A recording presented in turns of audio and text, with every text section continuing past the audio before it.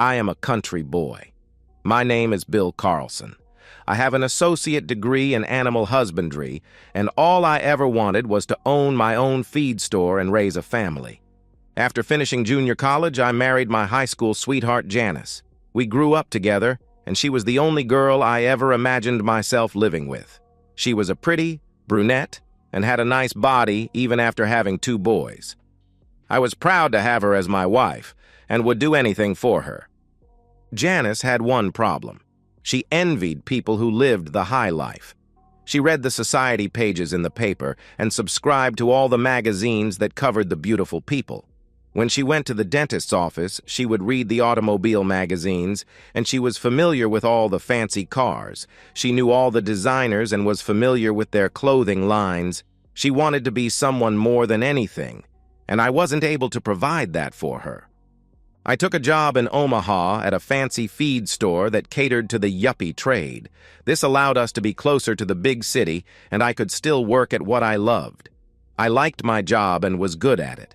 I was able to give the customers special treatment, and the company rewarded my efforts by giving me flex time. Janice liked living in the city better than country life and was happy for a while. When she decided to go to work, we had to start putting the kids in daycare, but they didn't seem to mind. Janice had a job with a medical equipment firm called Gilbert Medical. They manufactured syringes and other medical supplies. It was an office job, and she seemed to be happy because it allowed her to dress up and meet people who weren't farmers. She worked hard and seemed to lose interest in our home life. I ended up taking care of the boys most of the time. I would drop them off at the daycare center and pick them up after work. I fed them and usually got them ready for bed. I even made the meals and ended up cleaning the house most of the time. She did the laundry, taking care that all her clothing was ironed perfectly. We had been putting money aside every month so that down the line I would be able to buy my own feed store. Now it seemed even with her working, we were no longer able to save anything. The daycare took some of the money, but most of it was going for trips to the beauty shop, nail salons, and expensive clothing stores. I had a hard time understanding how we could have 2 jobs and save less money. She refused to discuss it and became very defensive and upset when I brought it up. After a while, I stopped even mentioning it. I did, however, open another savings account which I could keep separate. She started working overtime. She started having private phone calls. She became less attentive in bed. She wanted a newer and fancier car. She even talked about getting breast implants. There was no doubt in my mind that my wife was having an affair. I may be a simple country boy, but I wasn't dumb. At this point, I didn't even want to save the marriage. I just wanted to get everything straightened out and move on before it was too late. It was hard to pin anything down, because I didn't associate with the people she worked with, but I was pretty sure that if something was going on, it was with somebody at work. I worked with a couple of good guys. They were not very educated, but they worked hard. My job made me their boss, but I never played the boss card. The work always seemed to get done without having to order them around. Everyone knew what was required, and we all worked together. The guys appreciated this, and it made for a good relationship. Roy and Freddie were going to be valuable allies in my plan. I had noticed on Wednesdays that Janice always put on fancy underwear and her best outfits. She seemed to take more time getting ready for work.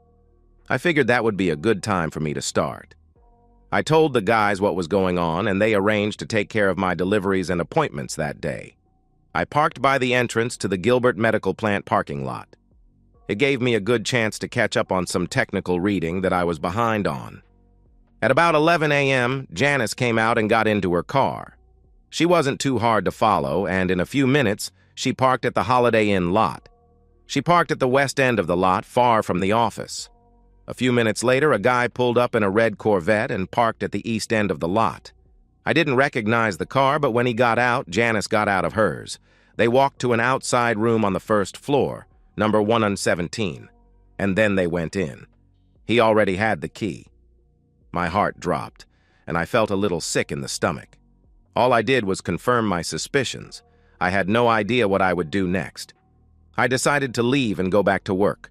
I would take my time planning my next step. Before leaving the parking lot, I got out of the truck and snipped 2 of her valve stems with my baling wire cutters, one in front and one in back. I was a little pissed off. I don't know why I didn't clip a few of his either. The rest of the day dragged on extremely slowly. I picked up the kids after work, went home, and fixed supper.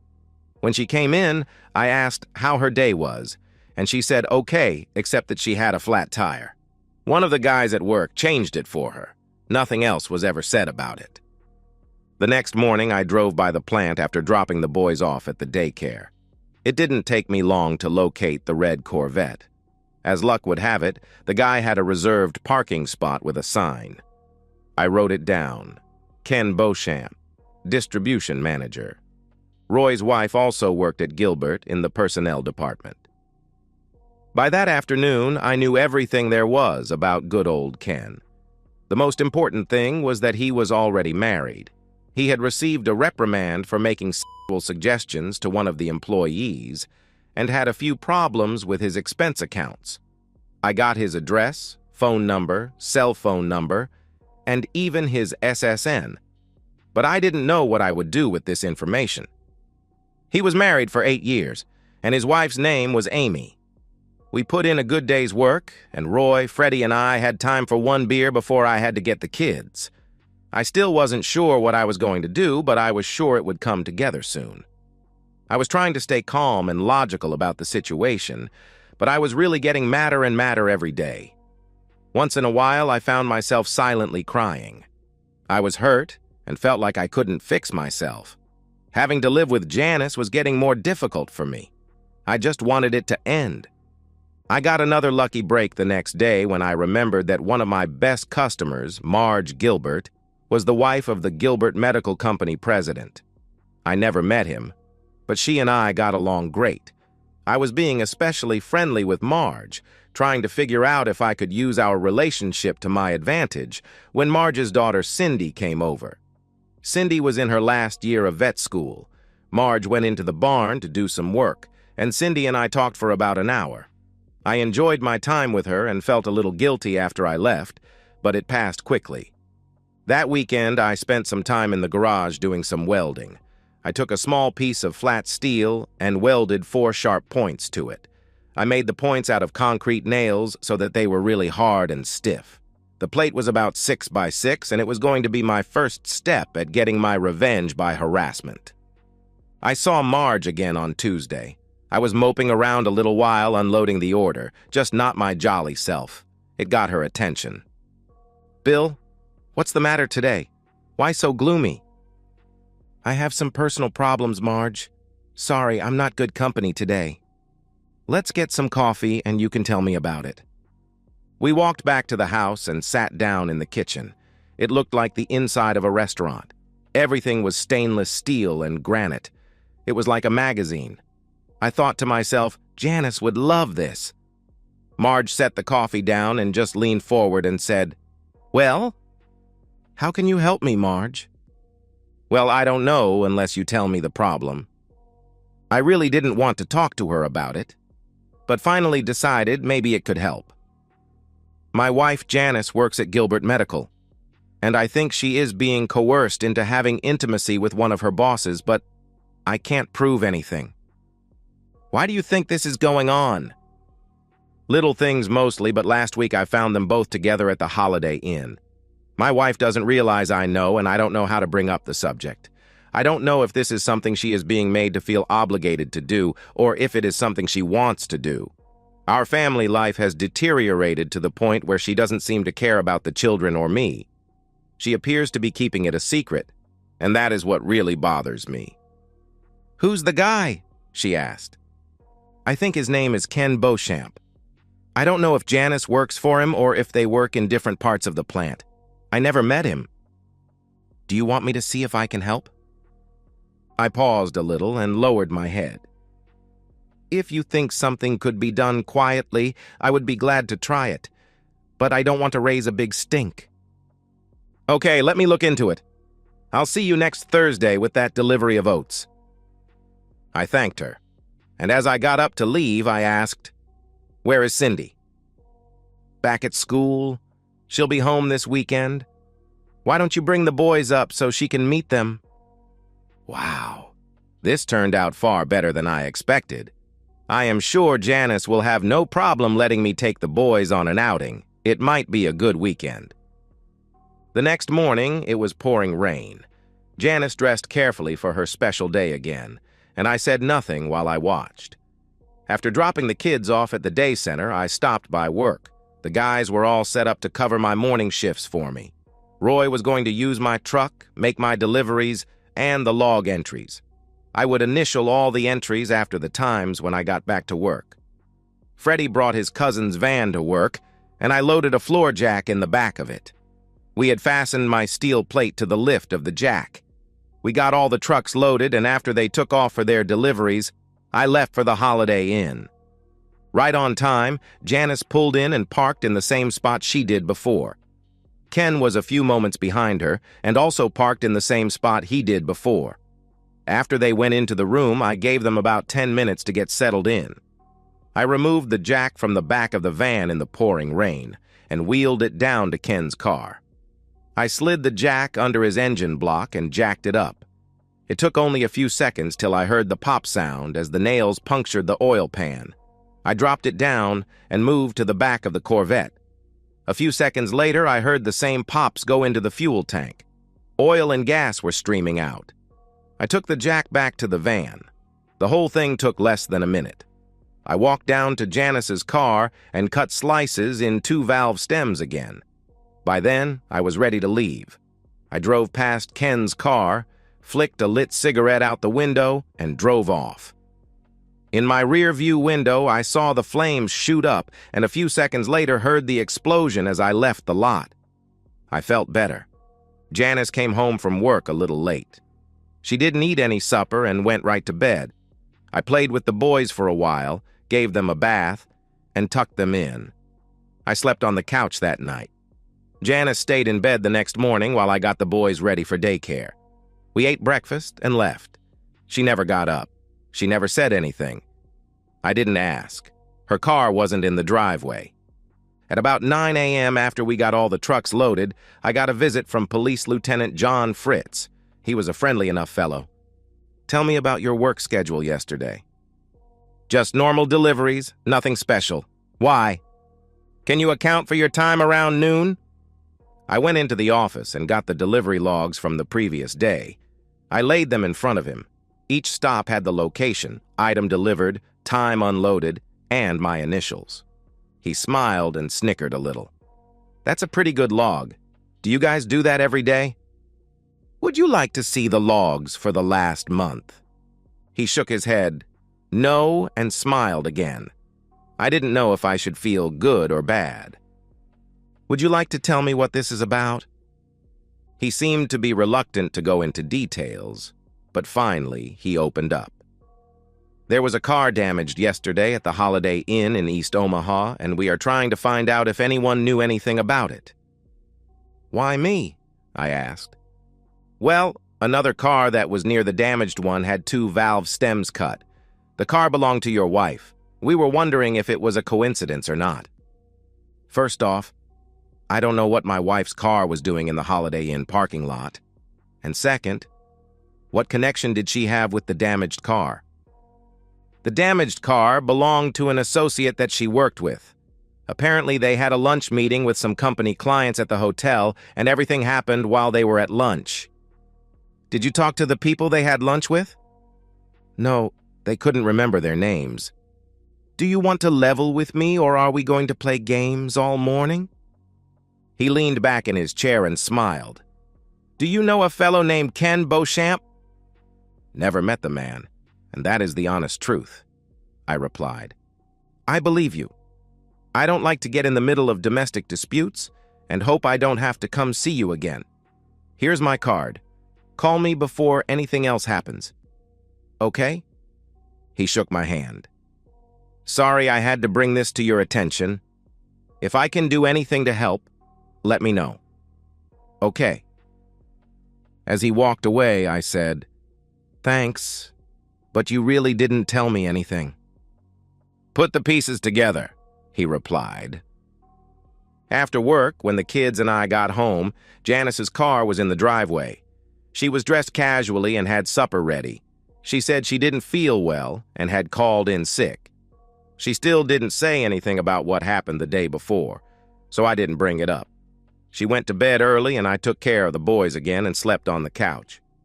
She was up and about the next day, getting ready for work, when I left with the boys for daycare.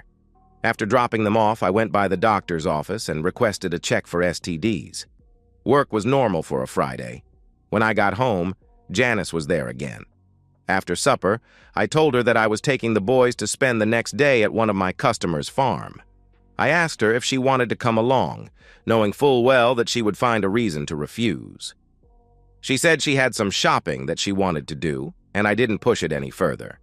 I didn't care if it was shopping or a date. The results were the same. Saturday, with Cindy and the boys at the Gilberts Ranch, was great. We spent the whole day having fun. Marge made a great lunch for everyone, and I didn't want it to end. Cindy loved the boys, and they seemed to like her a lot also. Mr. Gilbert wasn't there, so I still didn't get to meet him. Marge didn't say anything at all about our previous conversation, and it didn't appear that Cindy was aware of it. I hated to go home, but eventually we had to.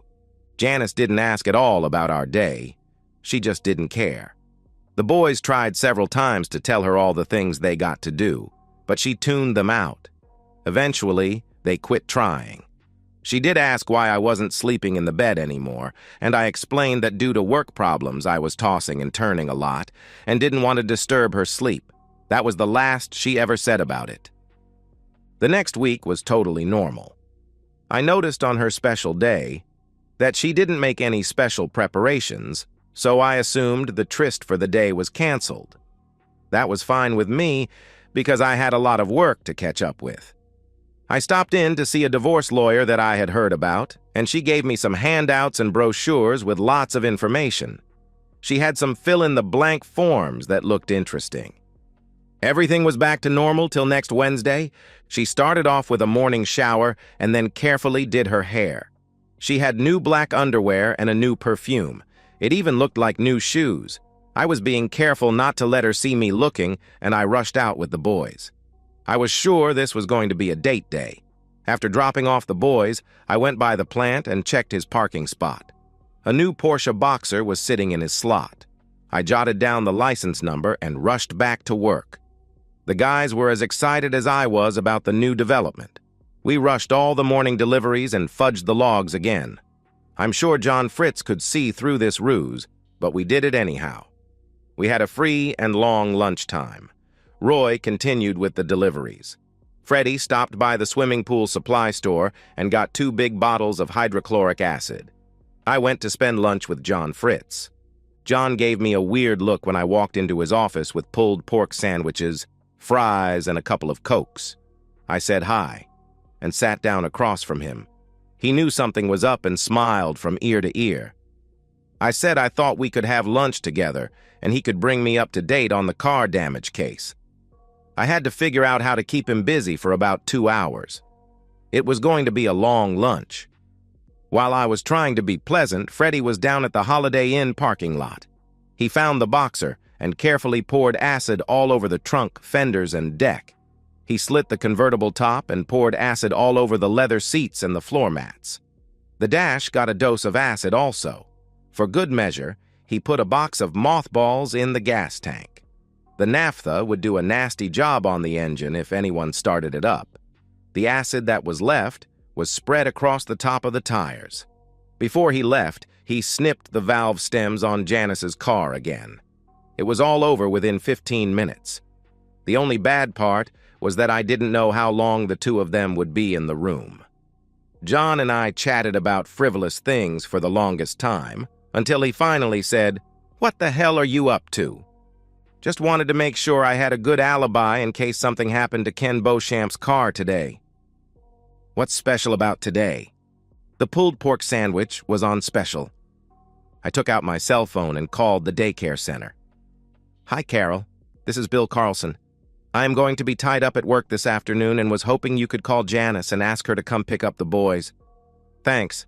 I really do appreciate it. You can catch her at 874-3211, extension 117. You might have to ask for her by name. Try and call as soon as possible to make sure you catch her. Okay? Thanks again." John leaned back in his chair and snickered. Boy, those pork sandwiches tasted good. Everything was silent for a while, and finally John said, "Do you think I should call Mr. Beauchamp and ask how his car is?" "Why would you want to do that?" I asked. "You wouldn't happen to know where I could reach him, do you?" I gave him his cell number and the number of the Holiday Inn room 117. "Pick one." John put the phone on speakerphone and called the hotel number. After a few rings, Ken Beauchamp answered, breathing heavily. "Hello? Who is this?" "Mr. Beauchamp, this is Detective Fritz. I was calling to let you know that we still don't have any leads on who damaged your car." "Why are you calling here? How did you get this number?" "I am a policeman, Mr. Beauchamp. Did you get a new car yet?" "Yes, I did. Why are you asking?" "Just wanted to make sure that we didn't have a repeat of the last incident. Is the car with you now?" "Yes. It's out in the parking lot." "Is it okay?" "Let me check." We could hear Ken mumbling in the background as he checked the parking lot through the window. There were a few squawks and a low moan. He came back on the phone. "Something doesn't look right. I'll have to get dressed and go check. I'll call you right back." "Okay, but Mr. Beauchamp, why aren't you dressed now?" "None of your damn business. I have to go." They both hung up. John looked at me and smiled. "Happy?" "Of course. Look, I have to get back to work. If you have any questions, call me. Okay, maybe we'll have lunch again next week." "I hope not. This will have to end soon before somebody gets hurt." I went back to work. Roy had the logs in ship-shape condition, and Freddie had dumped the acid bottles where they wouldn't be found. Tonight at home would be interesting. Janice had picked up the boys, but said nothing, and went to bed early again. John came to see me the next day. He explained all the damage done to the car, and that Ken's insurance was pending since the Corvette incident. The car was totaled. He was out over $60,000. Ken insisted that I had something to do with it, even after John told him that I was with him when it happened. Of course, John knew I had a part in it, but couldn't prove a thing, and I don't think he wanted to. I don't know how Janice was getting her tires fixed. I never asked, and no one ever volunteered. Since Janice had never come clean about the whole situation, I decided it was time to end it all. My STD test came back. Okay, I had filled out the paperwork for the lawyer to get started on the divorce. I was planning on going out to the Gilberts' ranch this weekend with the boys, just in case Cindy was there. If not, we would spend the day with Marge. The only loose end was that I still didn't have any proof of the extramarital intimacy. The weekend was good. Cindy was there. The kids were ecstatic, and we all had a great time again. We were like a family. I really missed that, and so did the boys. Cindy still didn't know anything about what was going on, but at least she didn't ask. Before I left, Marge winked and said everything would be okay. I was offered a new position about 100 miles away. It was for more money, a better job, and the option to buy into the business in a few years. It was perfect. The only bad point was that we would not be near Cindy. The next Wednesday, Janice did her dress-up thing again. I don't know what her boyfriend was using for a car, but she was definitely getting ready for another visit with him. I assumed they were still going to the same place. I was going to have to do something, but I really hadn't planned ahead for it. The guys and I were trying to figure out what to do when Marge Gilbert drove up. She motioned for me to come over and told me to get in the car. She didn't say anything, but just drove down to the plant. She parked in the back, and we went in by a private entrance straight to Mr. Gilbert's office. Marge went through the introductions, and his secretary brought us all coffee. We talked about frivolous stuff for a while, and finally, I said, "Did you bring me here for a reason?" Mr. Gilbert laughed. "It is time to bring this show to a close. Marge has briefed me on what is going on, and I had a little in-house investigation done. As soon as everything is in place, we will get started. We should have all the information you need by the end of the day. If I do anything to embarrass you, Bill, I apologize ahead of time. It is not my intention to do anything to hurt you." We chatted a little more to kill time, and Marge could see me smile when the talk turned to Cindy. I was trying not to be obvious about it, but I did a poor job. The phone rang and everyone's ears perked up. "What's going on? Okay, thanks for the call. You know what to do now, right?" Mr. Gilbert smiled and said, "Okay, everything is in place. We can get started. Ken and your wife are in their regular room at the Holiday Inn. Ken drove a company Benz to get there. That is against company policy, so it is being brought back to the plant right now. I am sorry to say, but I think your wife also has a couple of flat tires. It appears to be some type of tradition." He put the phone on speaker and dialed the room. "Ken, this is Mr. Gilbert. Sorry to disturb you, but I have to discuss a very important matter with you." Ken sort of stuttered and stammered a little. "Yes, okay, no problem. How did you get this number?" "Ken, that's not important. But what is important is that the legal department was notified of a possible harassment situation. It is necessary for me to get correct answers here, Ken, so listen carefully. Is there a female company employee there with you now?" There was a pause and some background conversation that we couldn't make out. "Yes, sir, there is." "Ken, is she there of her own free will, or is she there because of some coercion or threatening on your part?" "No, sir, absolutely not, sir. There was no coercion of any type at all. She is here of her own free will. I didn't force her to do anything." "The intimacy is all consensual then?" "Yes, sir, absolutely. It's all consensual," he replied. "That's great, Ken. Thanks. That's all I needed to hear to straighten this mess out.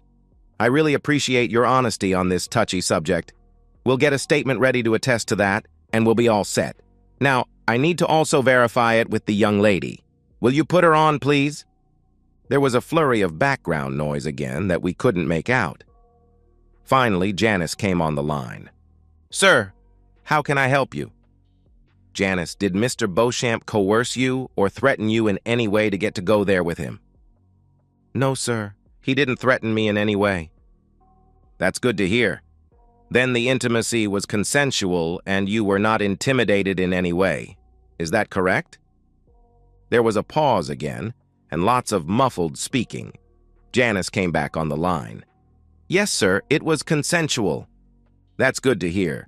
When you and Ken get back to the plant, we will have the statements ready for you to sign. Can you put Ken back on, please?" "Sir." "How did you know my name?" Janice asked. "Don't worry about it, Janice. It's not important." After Ken came back on the phone, Mr. Gilbert told him to return to the plant so they could sign the papers in the legal department. He hung up the phone and smiled. "Marge, why don't you take Bill out for lunch and come back in a couple of hours? The legal people should be done by then, and we can all get our lives back to normal." We had a great lunch. I had a hard time not gushing, but I just couldn't thank her enough. She finally made me agree that we would not talk about the subject, or what was done, ever again. She also made me promise not to say anything at all to Cindy about it. That was a good sign. I told Marge about my new job offer, and she was glad for the boys and me. After lunch, we returned to the plant, and I picked up notarized copies of Ken and Janice's statements. They both swore that they had consensual intimacy outside of their marriage. The legal people assured me that that was enough for my lawyer to lock in the divorce. Ken and Janice were both fired. Their personal belongings were packed before they got there, and they were escorted out of the building. Unfortunately, neither one of them had a car. Marge gave me her car to use and said I could return it the next day. I dropped the papers off at the lawyer's. She made me several copies of each. One said I was going to send to Ken's wife. I went to the bank and closed the accounts. I paid off all the credit cards and canceled them. I called the gas, water, electric, and phone companies and arranged to have the utilities turned off on Friday afternoon. I stopped by to see John Fritz and told him I had been a good boy. He laughed. I notified the landlord that I would not be staying the next month. I gave notice at work. They were glad for me but unhappy about my leaving. Freddie followed me to the Gilbert Ranch with my truck so I could return Marge's car. It was time to pick up the boys and head home. I dreaded walking through the door. Janice's car wasn't in the driveway. She was sitting on the couch crying when we got in. This was the first time she had shown any emotion at all.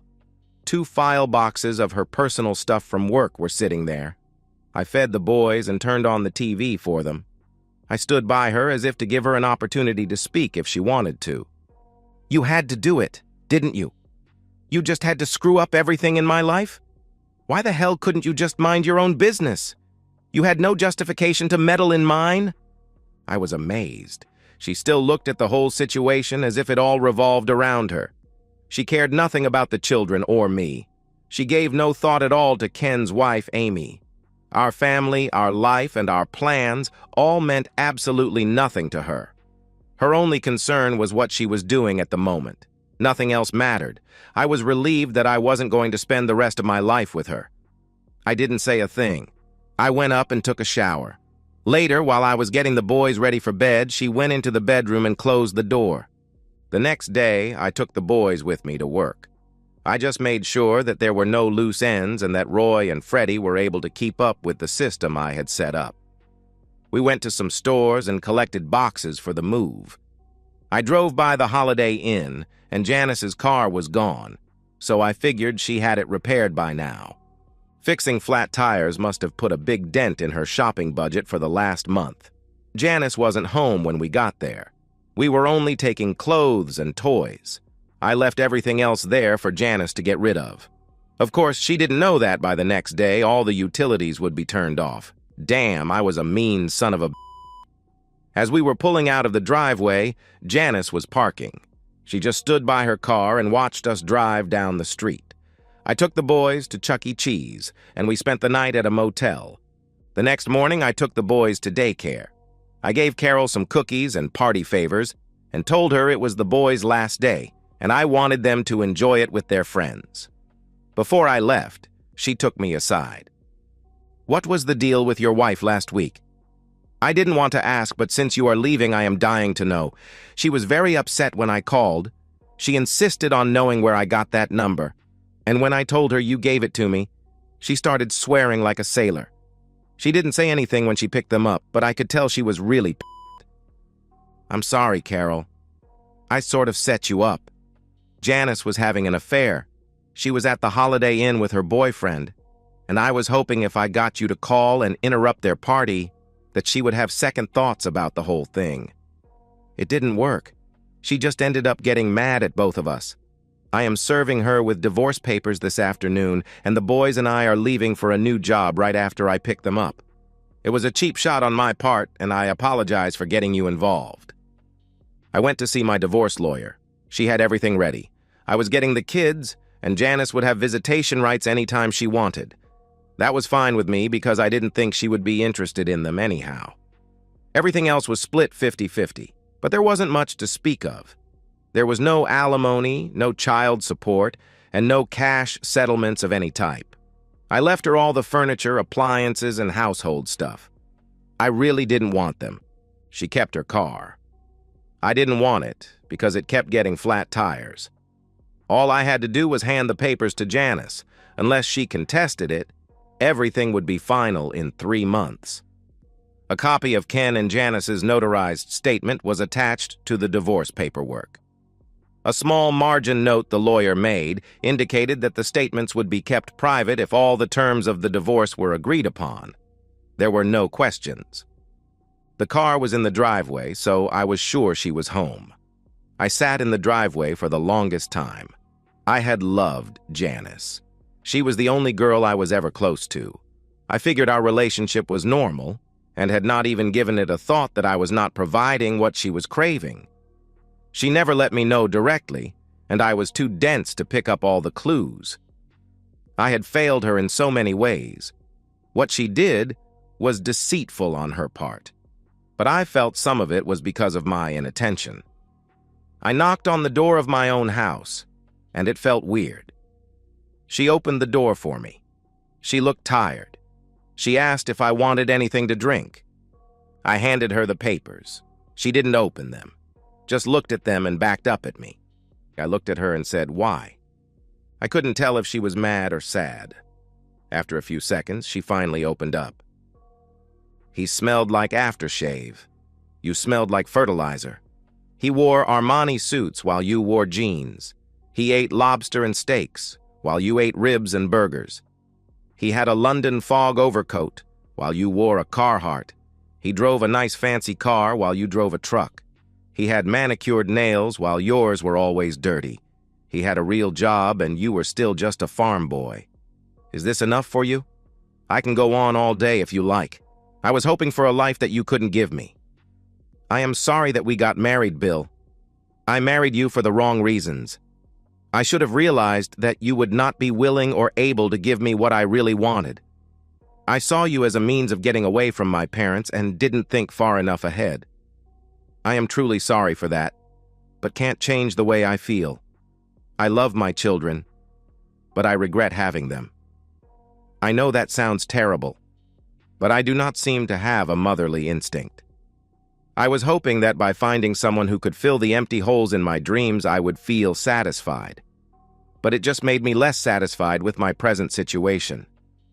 I am sorry I misled you. I am sorry I was a poor mother to my children. I am not sorry for chasing my dreams and looking for something better. What about his wife? What about your husband? What about your children? What about your family? Her demeanor seemed to change immediately. My questions made her mad, and she no longer appeared to be sorry for her actions. I don't give a shit about any of that stuff. It's my turn. I want to live the life I always dreamed of. A farm boy husband and two dirty-faced, snot-nosed kids don't do anything to help me get there. I got your damn papers. Now just leave so I can get on with my life. Well, that made things easy. I just turned and walked out. When I picked up the boys, Carol said to let her know if I needed her to make any more phone calls. I called the utility companies and told them not to disconnect till the end of the month. I guess I felt a little sorry for her. The divorce was final in 3 months. I never heard a thing from Janice. The lawyer said everything went smoothly as planned. My new job was great, however. I missed out on getting a chance to buy the business. Somebody else got it along with a quarter section of prime land attached to it. My boss said they were going to turn it into some kind of horse breeding farm. My job was safe, but my chance at owning my own place took a setback. 2 weeks later, they started construction next to the feed store. We were all trying to guess what was being built, and finally, one of the guys asked the site engineer. It was a vet clinic for large animals. I thought that was interesting, but dismissed it as wishful thinking. They got the whole building up in less than 60 days. The new owner was due to show up on Saturday. The boys and I went by on the way to lunch. I was a little curious. All of a sudden, both the boys started yelling, "Cindy! Cindy!" There she was, looking better than ever. Marge was with her. Cindy had gotten her vet degree and wanted to raise show horses while she ran a large animal clinic. She was showing the boys around the new building while Marge and I talked. We all went to lunch together, and Cindy told us that she was also building a new house on the property so she could be close to her work. The boys and I were grinning ear to ear all the way home that night. 5 years later, Cindy was raising beautiful horses. Her clinic was a big success, and I had just opened my 6th feed store. The boys had 2 baby sisters that they adored. My mother-in-law Marge and Mr. Gilbert come by every weekend. I never learned what his first name was. Janice never came to visit the boys. And so, we've reached the end of today's story. Was it what you expected, or did it take a twist you didn't see coming? I'm curious to hear your thoughts. Share them in the comments below, and let's get a conversation going. If this story kept you hooked, make sure to hit that like button. And if you're new here or just haven't subscribed yet, now's the perfect time to join our community. I bring you fresh, captivating stories every day, so click that subscribe button and turn on notifications so you never miss out. Thanks for watching, and I'll see you in the next one.